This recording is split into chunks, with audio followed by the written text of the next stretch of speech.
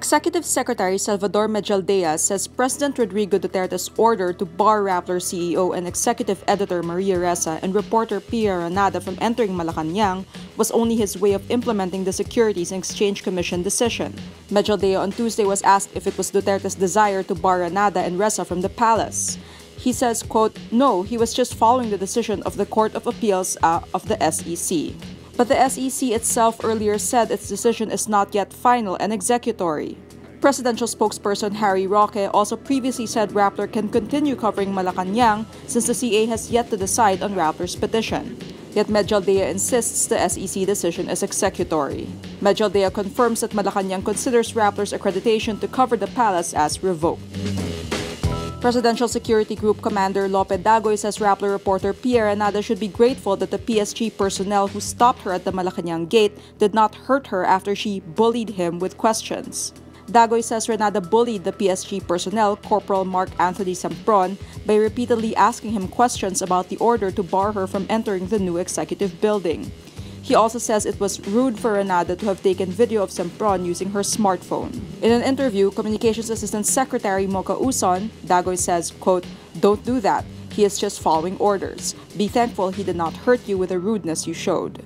Dagoy in a later text to Ranada adds, quote, "It was good that my soldier did not hit you when you were bullying him." He says Ranada should have contacted the Presidential Communications Operations Office instead of questioning the PSG guard. But Ranada in fact did contact the PCOO right after she was first told by Sempron that she could not enter the premises. Ranada says she texted Media Relations Undersecretary Mia Reyes, who told her she did not know anything about the order to the PSG. Reyes then sent her staff to the guardhouse where Ranada and Sempron were. Ranada was barred initially from entering NEB without any reason given. President Rodrigo Duterte himself ordered that Ranada and Rappler CEO and executive editor Maria Ressa be prohibited from entering Malacanang. Executive Secretary Salvador Medialdea says Rappler lost Malacanang Press Corps accreditation because of the Securities and Exchange Commission decision revoking its registration. This despite the SEC itself saying its decision is not yet final and executory.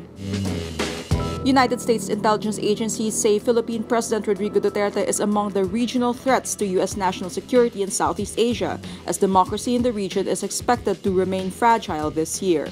The U.S. intelligence community made the statement in its worldwide threat assessment issued last week. The U.S. intelligence community is a group of 17 agencies, including the Central Intelligence Agency, that conducts intelligence activities to help in their country's foreign affairs and to protect their national security. The report places Duterte's name under the heading Regional Threats. It says, quote, "Duterte has suggested he could suspend the Constitution, declare a revolutionary government, and impose nationwide martial law. His declaration of martial law in Mindanao, responding to the ISIS-inspired siege of Marawi City, has been extended through the end of 2018. In Southeast Asia, regional threats also include the following: Cambodian leader Hun Sen, who will repress democratic institutions and civil society, manipulate government and judicial institutions, and use patronage and political violence to guarantee his rule beyond the 2018 national election. The Rohingya crisis that will threaten Burma's fledgling democracy, increase the risk of violent extremism, and provide openings for Beijing to expand its influence. The pledge of Thailand's leaders to hold elections late this year, even as the new constitution will institutionalize the military's influence. Duterte earlier said he believes the CIA wants him out of government. He also falsely claimed the CIA funds Rappler.